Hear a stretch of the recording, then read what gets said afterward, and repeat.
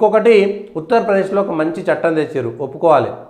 UP CM Yogi Adityanath గారిని తెలంగాణ ఆంధ్రాలో first తేవాల్సింది ఇదే. మత మార్పిడి జరిపితే 20 ఏళ్ళు జైలు, ఒక్కోసారి జీవిత ఖైదు కూడా విధించవచ్చు. నేరం రుజువైతే 10 లక్షల వరకు జరిమానా. యూపీలో మత మార్పిడి నిషేధ చట్టానికి కోరలు సవరణలు తెచ్చినటువంటి యోగి సర్కార్ తెలంగాణ ఆంధ్రప్రదేశ్లో విచ్చలవిడిగా వాడెవడో వస్తాడు, ఎవాంజలిస్ట్ అంటాడు, వాడెవడో ఎన్జిఓ నుంచి 100 కోట్ల రూపాయలు ఈ రాష్ట్రాలకు డబ్బులు వస్తాయి ఎన్జిఓల పేరు మీద, వాడు పోయి మతాన్ని మారుస్తుంటాడు. లేకపోతే వాడు నువ్వు దళితుడని, లేకపోతే ఇంకొకటని, లేకపోతే వాళ్ళ మానసిక సమస్యలు, వాళ్ళ ఆర్థిక సమస్యలను తీసుకొని బెదిరించి వాళ్ళను మభ్యపెట్టి ఖర్చీఫ్లు అమ్ముకొని, తైలాలు అమ్ముకొని, వాళ్ళని ఇంకేదో ప్రార్థన చేస్తే ఇంకేదో పోతుందని చెప్పేసి ఇట్లా మతాలను మార్చేటువంటి ఎన్జిఓల సంఖ్యను ఇట్లాంటి చట్టము తెలంగాణ ఆంధ్రాలో కూడా రావాలి. ఇష్టమున్నట్టుగా ఇవాళ మతాలను మార్చేటువంటి వాళ్ళు ఓట్ల రాజకీయాల కోసం ఇష్టమున్నట్టుగా పెంచేస్తున్నారు.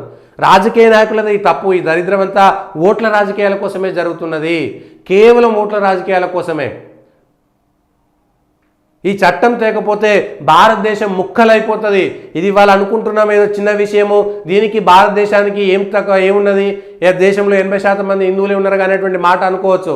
దేశంలో 90% మంది 95% మంది హిందువులు ఉన్నప్పుడు కూడా ఈ దేశం విడిపోయింది అనేటువంటి విషయాన్ని గుర్తు చేసుకోవాలి.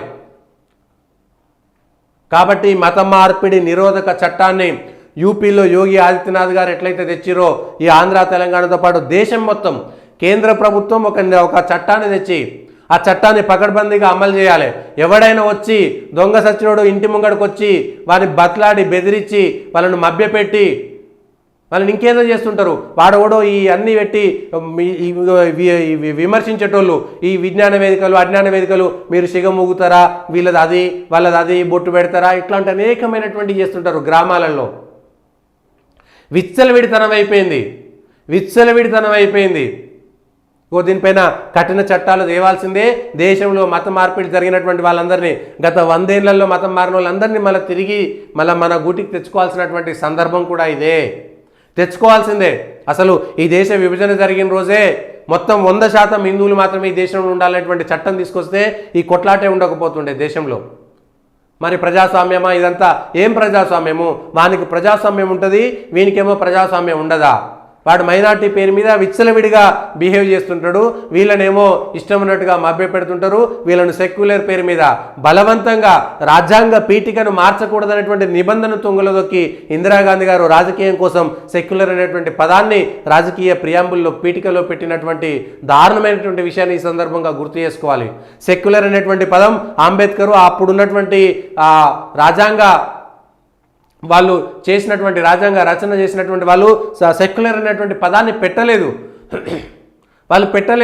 కానీ ఇందిరాగాంధీ గారు ఎమర్జెన్సీ విధించి ఈ దేశం మీద ఎమర్జెన్సీ పెట్టి సెక్యులర్ అనే పదాన్ని, ఒక దరిద్రమైనటువంటి పదాన్ని తీసుకొచ్చి వాళ్ళ రాజ్యాంగంలో పెట్టారు. నిజంగా నరేంద్ర మోడీకి దమ్ముంటే, మీకు వరుసగా 3వ అధికారం ఇచ్చిన తర్వాత ఎమర్జెన్సీని మీరు వ్యతిరేకించారు కదా, రాజ్యాంగ చీకటి దినోత్సవంగా చెప్పారు కదా, రాజ్యాంగ పీఠికలో బలవంతంగా పెట్టినటువంటి సెక్యులర్ సోషలిజం పదాన్ని తొలగించే దమ్ము ఇవాళ నరేంద్ర మోడీ సర్కార్కి ఎందుకు లేదు? ఇట్లాంటి చట్టాలు తీసుకురావాల్సిందే. నరేంద్ర మోడీ గారికి ఓటేసినటువంటి వాళ్ళందరూ కూడా రాజ్యాంగాన్ని ఇవాళ మీరు రాజ్యాంగ హింస దినోత్సవం అనేది పెట్టిరు కదా, దాన్ని అట్లనే కంటిన్యూ చేసి ఎమర్జెన్సీ విధించిన రోజుని మరి ఆ ఎమర్జెన్సీ ద్వారా పెట్టినటువంటి రాజ్యాంగ సవరణలన్నింటినీ తొలగించి సెక్యులర్ అనేటువంటి దరిద్రమైనటువంటి పదాన్ని రాజ్యాంగ పీఠిక నుంచి తొలగించండి, సోషలిజం అనేటువంటి ఆ పదాన్ని తీసేయండి. అప్పుడు కానీ దేశం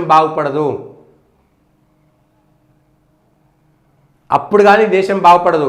ఈ దేశం హిందూ ఆధిపత్యంతో ఉండకపోతే గనక ఈ దేశం చీలికకు విదేశీ సిద్ధాంతాల కుట్రలతో ఉండేటువంటి వాళ్ళు పాకిస్తాన్, బంగ్లాదేశ్తో పాటు మిగిలిన దేశాలుగా విడిపోవడానికి కుట్రలు చేయడానికి మనం బీజం వేసినట్టే.